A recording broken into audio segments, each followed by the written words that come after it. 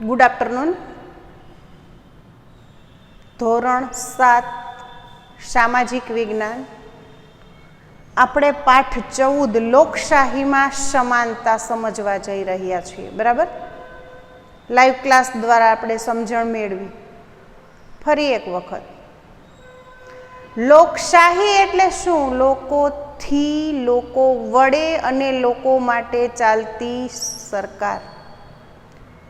બરાબર? તેમને લોકશાહી દેશ કહે છે. આપણો દેશ લોકશાહી દેશ છે.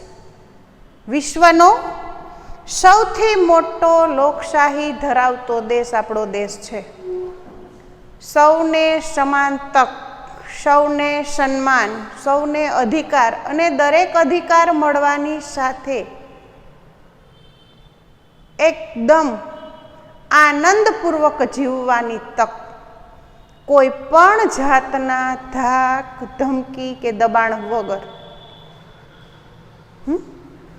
તેમાં આપણે સરેરાશ જોઈએ આખા પાઠ. સમાનતા એટલે શું? તો કે સૌને સન્માન અને સૌને સમાનતા. ત્યાર પછી કાયદા આધારે સમાનતા. દરેક કાયદાને આધારે દરેક બાબતમાં સમાનતા.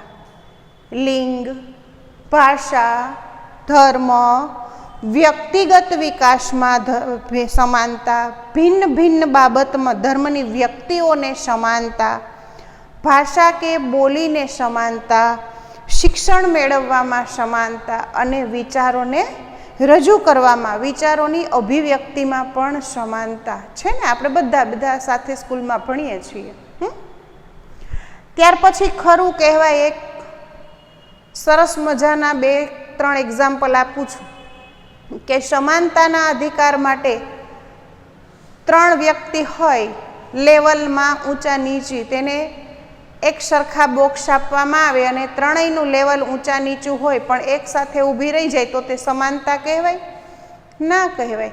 પણ જે લેવલમાં ઊંચું વ્યક્તિ કે જે બી હોય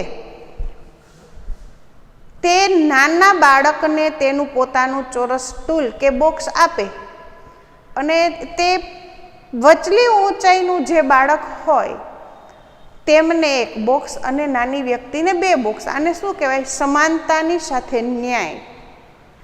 સમાનતાની સાથે ન્યાય. પછી મતાધિકારમાં સમાનતા. 18 વર્ષની ઉંમર પછી આપણે સૌ મતદાન કરી શકીએ છીએ. પછી તે ગમે તે જ્ઞાતિનો હોય, ધર્મનો હોય કે કોઈ પણ બાબત સાથે સંકળાયેલો હોય. અને મતાધિકારમાં સમાનતામાં ઘણી બધી સુવિધાઓ પણ આપેલી હોય છે. સ્ત્રીઓ માટે, દિવ્યાંગ લોકો માટે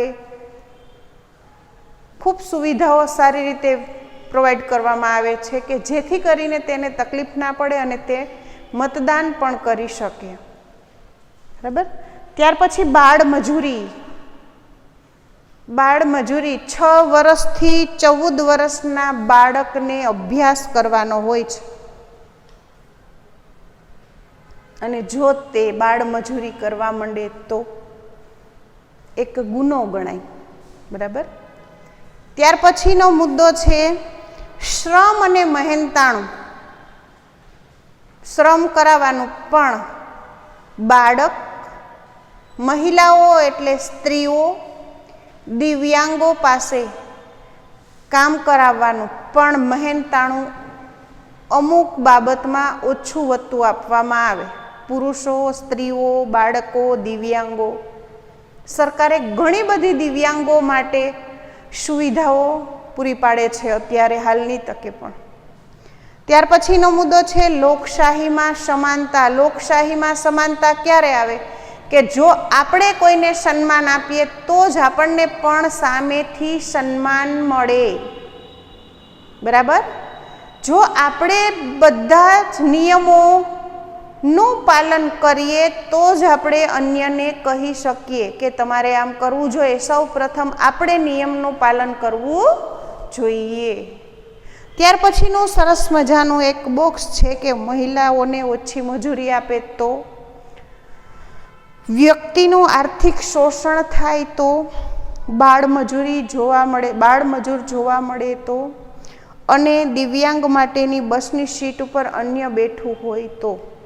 આપણે પાઠ સમજીશું ત્યારે વિસ્તારથી સમજીશું. અને ત્યાર પછી છેલ્લો મુદ્દો છે અસમાનતા એક પડકાર. એક ગામ છે, ગામમાં 2 કૂવા છે. બંને અડધા અડધા પાણી ભરે, એક ભાગના વ્યક્તિ એક કૂવામાંથી અને બીજા ભાગના વ્યક્તિ બીજા કૂવામાંથી. થાય છે એવું કે પાણી એક ભાગના કૂવામાંથી ખલાસ થઈ જાય છે.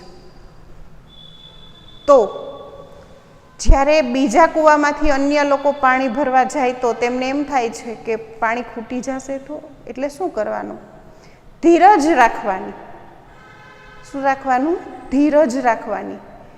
ઘણી વખત આવું સમાજમાં પણ થાય છે કે બેન્ડ પાર્ટી હોય, મંદિર મસ્જિદ હોય, ધાર્મિક સ્થળો હોય, વરઘોડા કાઢતા હોય ત્યારે લાઉડ સ્પીકરના ખૂબ જ અવાજ હોય. પણ આમાં સમાનતા જાળવવા માટે આપણે શું કરવું જોઈએ? કેવું વર્તન કરવું જોઈએ? તો કે સમાનતા જાળવવા માટે થોડી ધીરજ રાખવી જોઈએ, જેથી કરીને સમાજમાં સમરસતા જળવાઈ રહે. આપણે 6ઠ્ઠા ધોરણમાં અભ્યાસ કરી ગયા છીએ. સમરસ ગામ, તીર્થગ્રામ યોજના અને પાવન ગ્રામ યોજના. કોને કહેવાય સમરસ ગ્રામ યોજના? તો કે સમરસ ગ્રામ યોજના એટલે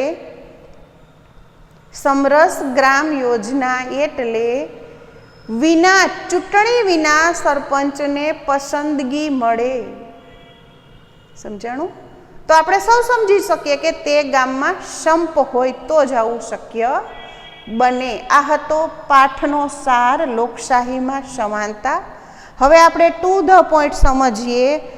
પાઠ પહેલેથી બધા પાઠ્યપુસ્તક ખુલ્લું રાખશે. પાઠ્યપુસ્તકમાં પાના નંબર 87 ઉપર છે પાઠની શરૂઆત. ભારત એક લોકશાહી દેશ છે. ભારત કેવો દેશ છે? લોકશાહી. લોકોથી, લોકો વડે અને લોકો માટે કામ કરતી સરકાર. વિશ્વમાં સૌથી મોટી લોકશાહી ધરાવતા આપણા દેશમાં સંચાલન માટે બંધારણની રચના કરવામાં આવી છે. આપણા બંધારણની રચના કોણે કરી? ડૉક્ટર બાબા સાહેબ આંબેડકરે. બરાબર ને? આપણા બંધારણની રચના કોણે કરી હતી? આપને બધાને ખબર હોવી જોઈએ. ડૉક્ટર બાબા સાહેબ આંબેડકરે. આપણા બંધારણની વ્યવસ્થા ખૂબ જ સરસની છે. બંધારણ દેશનું સંચાલન કરવા માટેની માર્ગદર્શિકા કહેવાય છે. માર્ગદર્શિકા શબ્દનો ઉપયોગ જ્યારે આપણી મુશ્કેલીઓનું સોલ્યુશન મળતું હોય તેમને માર્ગદર્શિકા કહે. શું કહેવાય છે? માર્ગ. આપણે કોઈના માર્ગદર્શન હેઠળ ચાલીએ વ્યવસ્થિત રીતે. આપણું બંધારણ કેવું છે? તો કે બંધારણ દેશનું સંચાલન કરવા માટે માર્ગદર્શિકા રૂપ છે. વિશ્વમાં સૌથી મોટું લેખિત બંધારણ આપણા ભારતનું છે.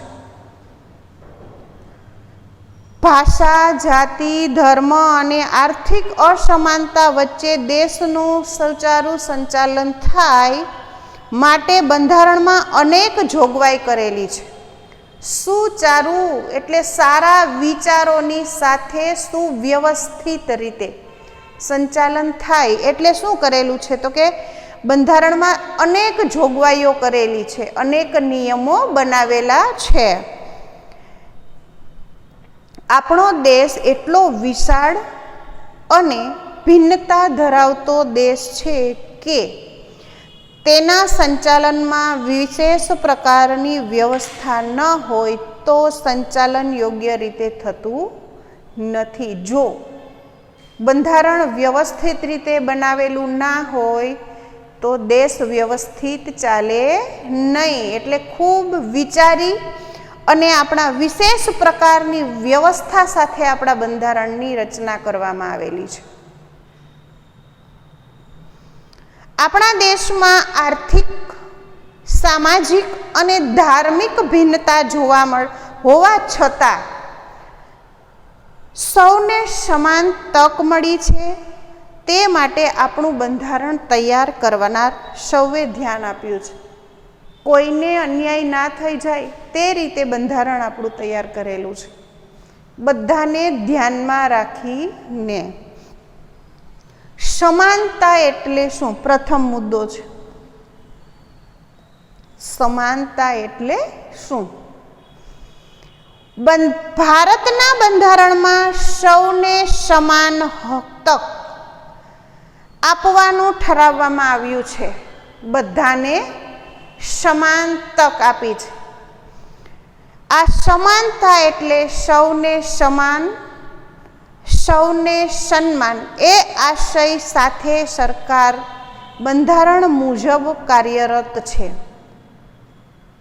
સન્માન આપણે બધા ઈચ્છીએ કે બધાને સન્માન મળે. સમાન અને સન્માન આ બંને આશય સાથે બંધારણની રચના કરવામાં આવી છે. બંધારણ આ મુજબ કાર્યરત છે કે કોઈને ક્યારેય દુઃખ પહોંચે નહીં, લાગણીને ઠેસ પહોંચે નહીં. સૌને સમાન અધિકાર એટલે કે કાયદા સમક્ષ સમાનતા અને કાયદાનું સમાન રક્ષણ. સરખું જ કાયદાનું રક્ષણ કરવાનું અને સરખી રીતે ધ્યાન આપવાનું. ત્યાર પછીનો મુદ્દો છે કાયદાના આધારે સમાનતા. કાયદાના આધારે સમાનતા. કેવી કેવી સમાનતા? ભિન્ન ભિન્ન ધર્મની વ્યક્તિઓને સમાનતા જો દરેક જગ્યાએ નોકરીથી માંડી રહેવાસ, ખરીદી, બોલી, ભાષા, ખાનપાન બધામાં સમાનતા છે. આપણે લોકો અલગ અલગ ધર્મના હોય બધા એક સાથે સ્કૂલમાં એક સરખી રીતે જ ભણીએ છીએ. દરેક વ્યક્તિને વ્યવસ્થિત જ. તો અન્ય કોઈ સ્ટોર ઉપર તમે સામાન ખરીદવા જાઓ તો ત્યાં પણ તમને સમાન રીતે જ પ્રોવાઈડ કરવામાં આવે છે. યસ યા નો? બરાબર ને? આવા ઉદાહરણ તો લોટોપ છે કે ભિન્ન ભિન્ન ધર્મની વ્યક્તિઓમાં સમાનતા દરેક ક્ષેત્રમાં ક્યાંય તમને અન્યાય જોવા મળે નહીં. ત્યાર પછીનો મુદ્દો છે ભાષા કે બોલીને આધારે સમાનતા. ઘરે આપણે કોઈ પણ ભાષા બોલતા હોય, સ્કૂલમાં આપણે ગુજરાતી મીડિયમમાં ક્લાસમાં કેવી ભાષા બોલીએ છીએ? ગુજરાતી ભાષા બોલીએ છીએ ને, આપણી માતૃભાષા ગુજરાતી. તો એ શિક્ષણ કેવું આપવામાં આવે? સમાન. ત્યાર પછી શિક્ષણ મેળવવામાં સમાનતા. દરેકને સરખું જ અહીંયાથી તો શિક્ષણ આપવામાં આવે છે. કઈ રીતના ગ્રહણ કરવું એ આપણી ઉપર આધારિત હોય છે. વ્યક્તિગત વિકાસમાં સમાનતા. કોઈ પણ સ્પર્ધા હોય બધાને ભાગ લેવાની છૂટ હોય. કોઈ જાતનો નિયમ હોતો નથી કે આ વ્યક્તિ આ જ સ્પર્ધામાં રહી શકે. યસ યા નો? બરાબર? બધાને ખબર છે કે આપણી સ્કૂલમાં ઘણી બધી સ્પર્ધાઓ થાય છે અને આપણે બધા આપણી વ્યક્તિગત વિકાસ, આપણે વ્યક્તિગત આપણો વિકાસ કરવા ઈચ્છતા હોય તો આપણે એમાં ભાગ લઈ શકીએ છીએ. કોઈ જાતની એમાં ભેદભાવ રાખવામાં આવતો નથી. લિંગ આધારિત સમાનતા. આપણે બધા ગર્લ્સ અને બોયઝ સાથે જ ભણીએ છીએ. કોઈ અસમાનતા નથી કે ગર્લ્સને ઊંચું સ્થાન આપવામાં આવે, બોયઝને નીચું સ્થાન આપવામાં નહીં. બધા સમાન રીતે જ ભણે છે. તો કોઈ પણ જગ્યાએ જુઓ તમે, મંદિરમાં છે, કોઈ દાંડિયા રાસ છે, કોઈ ઉત્સવો છે, દરેક જગ્યાએ સ્ત્રી પુરુષને સરખું જ માન સન્માન આપવામાં આવે છે. એવું નથી હોતું કે તેમને અલગ અલગ નિયમોનું પાલન કરવાનું હોય છે. ત્યાર પછીનો મુદ્દો વિચારોની અભિવ્યક્તિમાં સમાનતા. આપણે આપણા વિચારો જો ગમે ત્યાં રજૂ કરી શકીએ. ન્યાયને આધારિત હોવો જોઈએ આપણો વિચાર. પછી તે ગર્લ્સ હોય કે બોયઝ હોય, સ્ત્રી હોય કે પુરુષ હોય. બરાબર? એવું ના હોય કે આ વસ્તુ, આ વિચાર છે તે પુરુષ જ રજૂ કરી શકે. નહીં. વિચારોમાં ઘણો બધો આશય હોય, ઘણું બધું મહત્વ હોય તો તમે તમારો નિર્ણય રજૂ કરી શકો છો કોઈ પણ ક્ષેત્રમાં. આપણી સ્કૂલમાં ઘણી બધી સ્પર્ધાઓ થાય છે. તો એવા કોઈ રૂલ્સ હોતા નથી કે ગુજરાતીમાં ગર્લ્સ જ ભાગ લઈ શકે, ઇંગ્લિશ સ્પર્ધામાં બોયસ જ છે, નહીં, બધામાં સમાનતા છે. તમે તમારી આવડત પ્રમાણે દરેક વિચારો રજૂ કરી શકો છો. ત્યાર પછીનો મુદ્દો છે ખરું કહેવાય. ખરું કહેવાય. કોને ખરું કહેવાય? કે કોઈ એક સ્થળે પહોંચવાની હરીફાઈ રાખવામાં આવે. કોઈ એક સ્થળે પહોંચવાની હરીફાઈ રાખવામાં આવે અને એક ખેલાડીને સાયકલ, એકને મોટરસાયકલ અને પગથી, એકને પગપાળા ચાલતા જવાનું કહે તો શું થાય? તો શું થાય? આમને સમાનતા કહેવાય નહીં. સમાનતા કોને કહેવાય? તો કે ત્રણેયને એક સરખી વસ્તુ પ્રોવાઈડ કરવામાં આવે. જો ત્રણેયને પગપાળા તો ત્રણેયને પગપાળા જ ચાલીને જવાનું. જો ત્રણેયને સાયકલ સ્પર્ધામાં તો ત્રણને સાયકલ આપવાની. બરાબર ને? આ માટે ત્રણેય વ્યક્તિને કાં તો સાયકલ, કાં મોટરસાયકલ, કાં દોડતા રાખવામાં આવે તો જ સૌને સમાન અવસર મળ્યો કહેવાય. એવું થાય તો જ સૌને સમાન તક આપવામાં આવી એવું કહેવાય. આપેલ ચિત્રમાં જુઓ અને સમાનતા અંગે ચર્ચા કરો. સરસ મજાની સમાનતા અને ન્યાયનું ચિત્ર આપેલું છે. તમારા બધા પાસે પાઠ્યપુસ્તક હશે. જો, સમાનતા અને ન્યાય, સમાનતા અને ન્યાય. આપ સૌ સરળતાથી સમાનતા અંગે સમજી શક્યા હશો. અહીં સુવિધા પૂરી પાડી તેની સાથે એનો યોગ્ય રીતે અમલ કરી શકાય તો જ સમાનતા પ્રાપ્ત થાય. ત્રણેયને સ્ટૂલ આપેલા જ છે ચોરસ, પણ સમાનતા ક્યારે પ્રાપ્ત થાય? તો કે માટે સૌને સમાન તક ભણવા, વિકસવા, ધંધા, રોજગાર કે વિવિધ ધર્મમાં માનનાર સૌ માટે ભારત દેશના બંધારણમાં આપેલ સમાનતાનો અધિકાર મહત્વનો થઈ પડે છે. આપણા વિકાસ સાથે સૌનો સર્વાંગીણ વિકાસ દ્વારા દેશના વિકાસમાં આપવામાં આવેલ સમાનતાનો અધિકાર ખૂબ મહત્વનો છે. સર્વાંગીણ વિકાસ એટલે તમામ ક્ષેત્રમાં થતો વિકાસ, દરેક બાબતે થતો વિકાસ. અભ્યાસમાં, નોકરી ધંધામાં, ધર્મની દ્રષ્ટિએ આ સર્વાંગીણ વિકાસ એટલે સર્વત્ર બધા જ પાયાના વિકાસમાં સમાનતા મળવી ખૂબ મહત્વની છે, અતિ આવશ્યક છે. આપણા સન્માનને જાળવી રાખવા માટે પણ સમાનતાનો અધિકાર જરૂરી છે.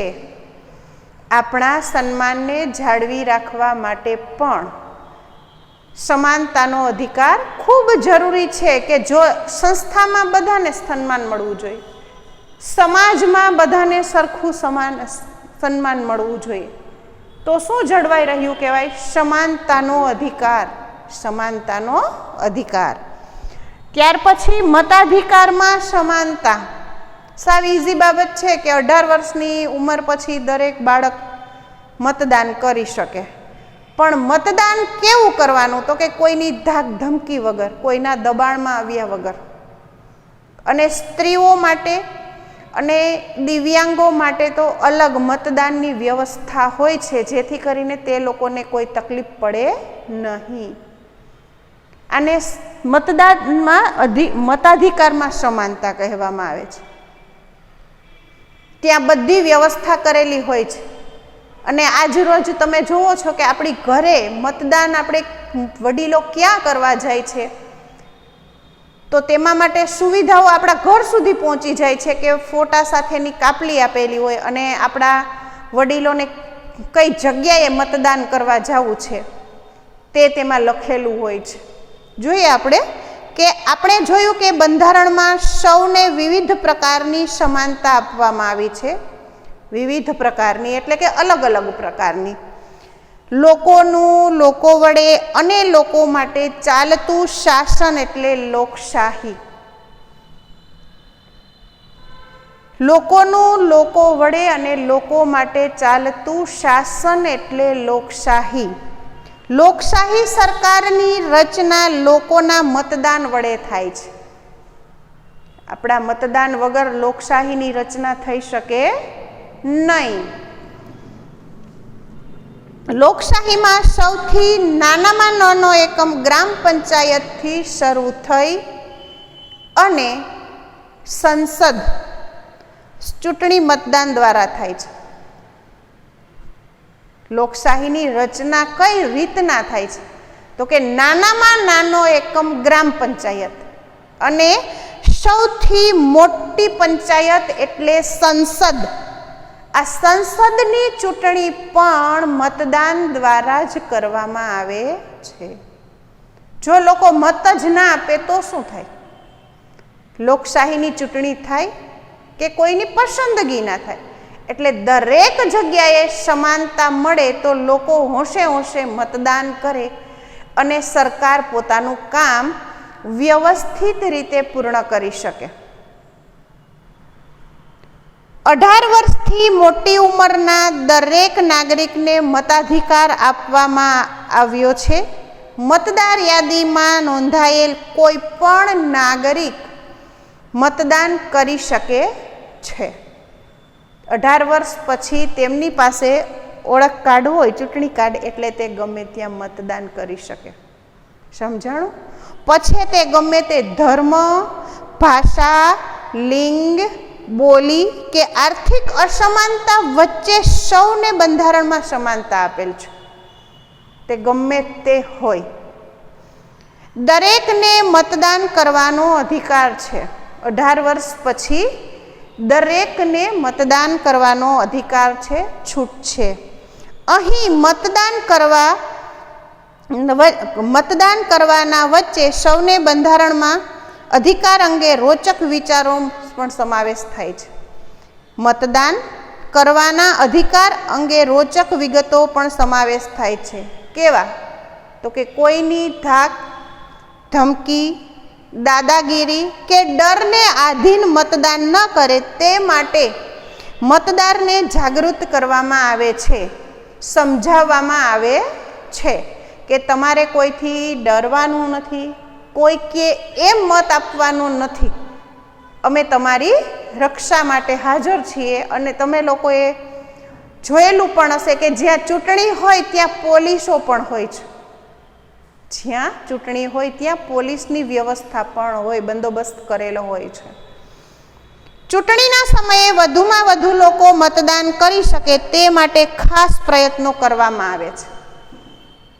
વધારે મતદાન કરી શકે તે માટે ખાસ બનતા પ્રયત્નો કરવામાં આવે છે.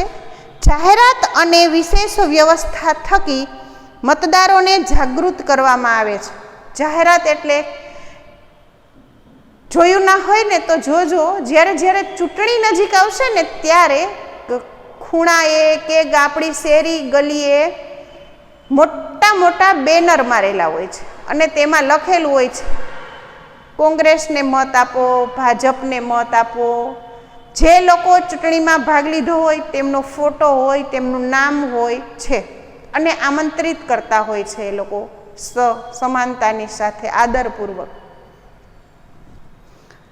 ચૂંટણી પંચ તટસ્થ રીતે ચૂંટણી કરાવે છે.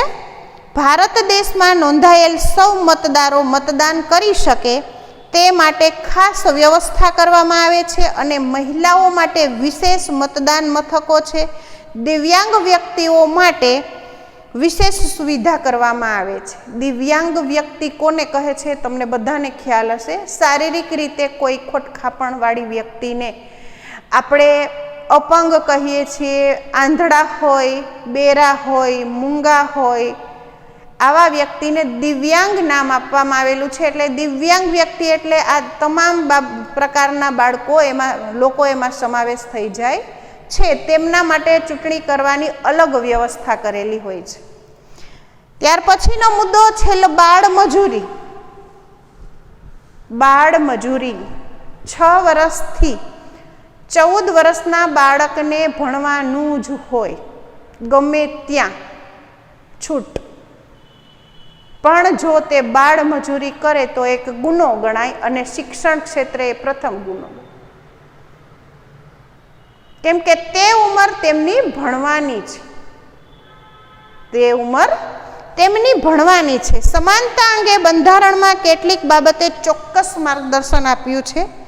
આમ છતાં કેટલીક વખત અસમાનતા જોવા મળે છે. ખબર હોય છે બાળમજૂરી ગુનો છે, છતાં પણ જ્યારે બાળકો મજૂરી કામ કરતા હોય, આ શું છે તો કે અસમાનતા. આટલી બધી જોગવાઈઓ કરવા છતાં પણ ક્યારેક અસમાનતા જોવા મળે છે.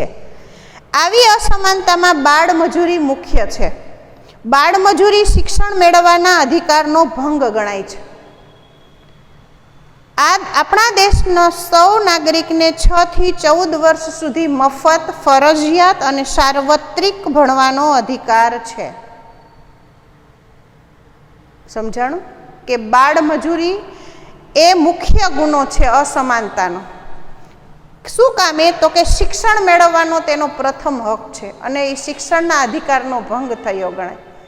6 થી 14 વર્ષ સુધી બાળક મફત, ફરજિયાત અને સાર્વત્રિક એટલે ગમે તે જગ્યાએ, સર્વત્ર જગ્યાએ, જ્યાં જ્યાં ગવર્મેન્ટ સ્કૂલો હોય, સરકારી સ્કૂલો હોય, ત્યાં ત્યાં